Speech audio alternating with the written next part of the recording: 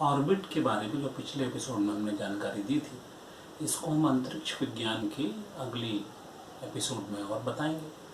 और खबर को अगर आगे बढ़ाते हैं तो Cartosat 3 is the most complex and advanced Earth observation satellite built by ISRO.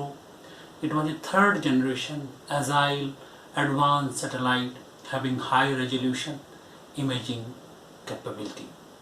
इसका मतलब है कि कार्टोसैट एक बहुत जटिल और उन्नत पृथ्वी का सर्वेक्षण करने वाली सैटेलाइट है और यह तीसरी पीढ़ी की सैटेलाइट है जो बहुत तेजी से अपना कार्य करती है। इसमें फोटो लेने की बहुत ज़्यादा क्षमता है। आगे इस खबर में लिखा गया है, the mission life of the Cartosat 3 is 5 years.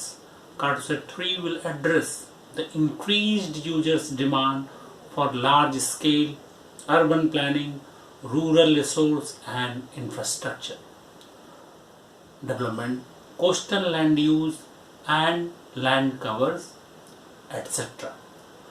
PSLV C-47 was the 21st flight of PSLV in XL configuration with 6 solid strap-on motors. इसके बारे में आगे बात करेंगे। This was the 74th launch vehicle mission from SDSC SHAR Sriharikota and 9th satellite of Cartosat series. अब अगर इसके आगे हम बात करें कि अगली खबर एक नई सरकारी कंपनी की है, जो एक सरकार के द्वारा बनाई गई कंपनी है जो अंतरिक्ष अनुसंधान के व्यावसायिक रूप से इस्तेमाल करने के लिए बनाई गई है। 21 नवंबर 2019 की इस खबर में कहा गया है कि a new company by name New Space India Limited, इसको आप ध्यान रखिएगा, NSIL, New Space India Limited has been incorporated on 6th March 2019 as a wholly owned government of India undertaking, यानी Central Public Sector Enterprise CPSE, under the administrative control of Department of Space to commercially exploit the research and development work of Indian Space Research Organization ISRO. इसके आगे इसमें जो लिखा गया है वो है मैंडेट यानी कि क्या काम NSIL करेगा।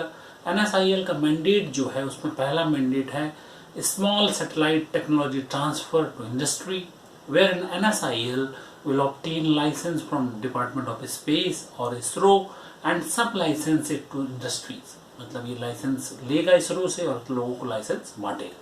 दूसरा मैंडेट है manufacture of small satellite launch vehicle SSLV in collaboration with private sector, निजी क्षेत्र के साथ मिलकर स्मॉल सैटेलाइट लॉन्च व्हीकल का निर्माण करेगा। Production of polar satellite launch vehicle through Indian industry, जो भारतीय उद्योगों के साथ, केवल पहले वाले में भारतीय उद्योग की सीमा नहीं, इसमें लिमिट है भारतीय उद्योग की, and production and marketing of space based services including launch and application.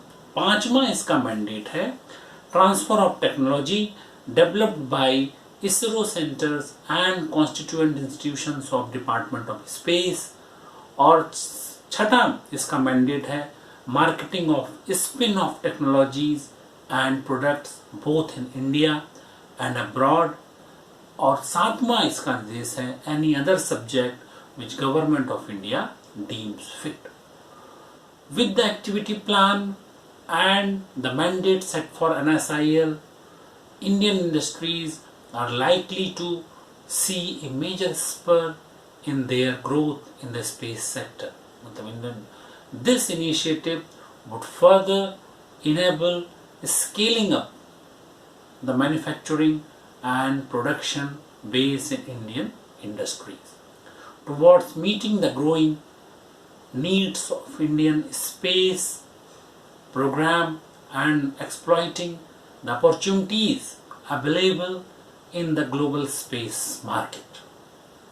So, all the involved technologies related to ISRO's small satellite and its subsystems that could be transferred to Indian industries for production, which eventually would cater to national demand as well as commercial needs of domestic and global market.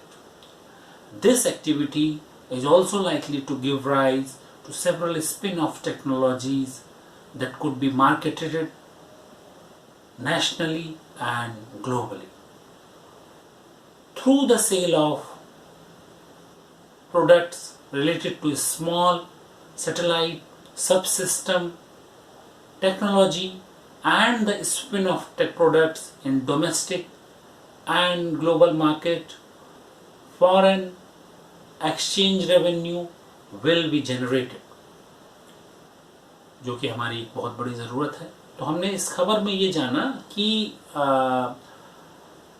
जो small satellite launch vehicle है उनको private sector के साथ कैसे बनाया जाएगा और PSLV को कैसे भारतीय उद्योगों के साथ बनाया जाएगा। तो इसके साथ ही इस एपिसोड में हम इतनी ही बात करेंगे। आगे अगले एपिसोड में फिर अंतरिक्ष विज्ञान संबंधित खबरों के बारे में आपको बताएंगे। तब तक के लिए धन्यवाद।